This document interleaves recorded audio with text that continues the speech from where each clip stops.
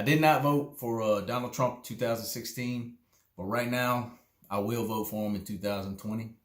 And it's not because I think he is, somebody who embodies a leader. It's just, I don't see anything coming from the other side that I can look at and say, that's a step up. I don't see that anywhere. Not to mention, we're all kind of ignoring the fact that there's some good things going on right now in the country. There's some bad stuff too, but there's some good things that are just being glossed over all over the media. Every time you turn on the TV, it's something. I'm just so sick of these elections where you just everybody gotta sit back and choose between one or the other. And every 4 years, every 2 years, you keep waiting on somebody to come out and just be like, even if you're wrong, man, just stick by your beliefs and I just need an American. I need somebody and I'm going to tell you right now, what's bothering me today, I need to talk to y'all about these subpoenas that are going on, because I don't think people really understand what this means. Okay. Cause we're not freaking out. And so I'm not on Trump's side on this. I'm not on the Democrat side on this. I'm trying to observe this from an objective, position to look at it in terms of what's the uppermost authority in the United States. It's the Constitution of the United States. Okay, everybody, the president, Congress, Supreme Court, every citizen in the land, everything is supposed to be below the Constitution.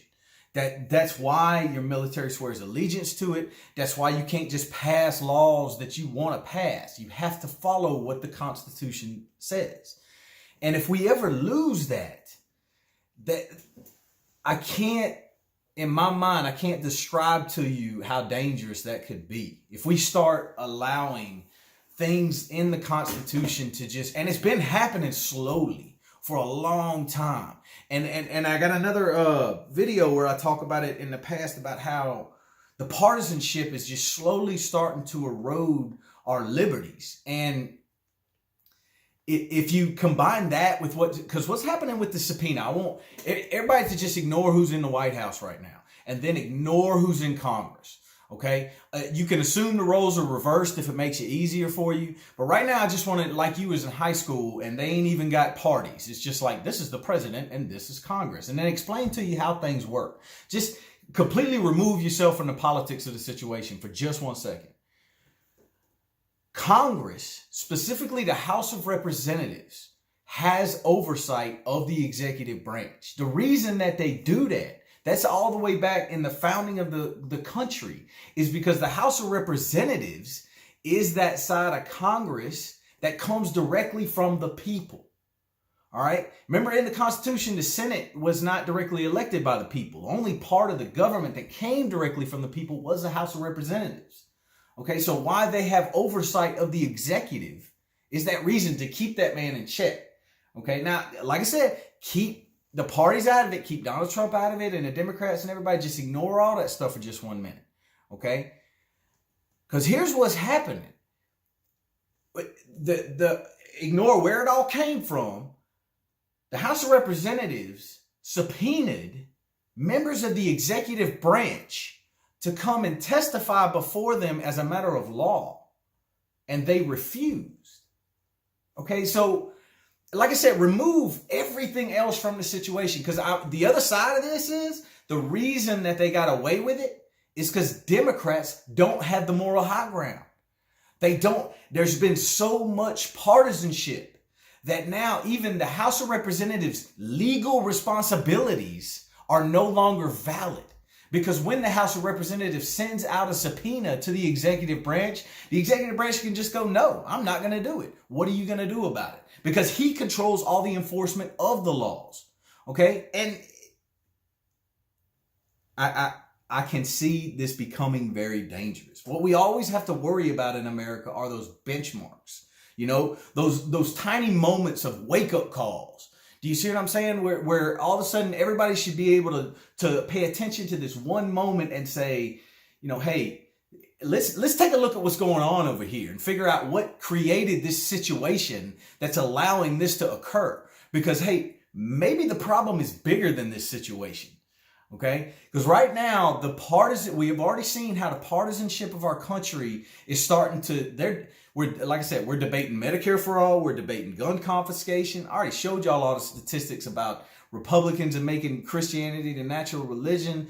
And so it's very, very dangerous that we're going down this path. Okay? You can see how it can all add up. And you can already see the partisanship is not going away. And the rule of law is now below politics in our country. Okay? That's what that benchmark told us. All right? And if you listen to anybody out there campaigning for president, campaigning for Congress, campaigning for Senate, whatever it is, all they talk about is Donald Trump. That's all they talk about is Donald Trump, or they talk about how terrible the Republicans are, or they're out there talking about how terrible the Democrats are, because it ain't just one side. Okay? And it's only going to get worse. The Democrats are talking about gun confiscation. Okay? So what do we do about it? How do we fix it?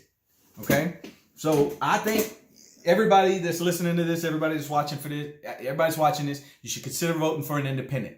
You should consider voting for somebody who has no vested interest in going to Washington, D.C. and towing a party line. And anybody you think is going to Washington, D.C. and not towing a party line, I want you to look up what primarying is.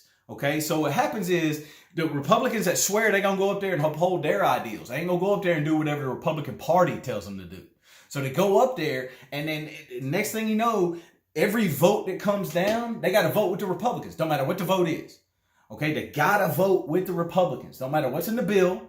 Don't matter nothing like that. Because if they don't, the Republican Party will put money behind somebody else in their district to run against them in the primary. So they won't even get on the ballot. They won't have no money. They won't have the Republican Party behind them. There'll be attack ads against them. So nobody wants to go against the party. So they're getting elected. They're going up to Congress, and they ain't answering to you no more. They're answering to the Republican Party, or they're answering to the Democratic Party. Okay, so what we need is somebody up there who doesn't have a vested interest in a party. Somebody that came from Louisiana poverty and returns 2 decades later just to see the same Louisiana poverty. Somebody that would understand the poverty and the struggles that we go through. Okay? Somebody that understands service. Somebody who genuinely wants to help. Somebody.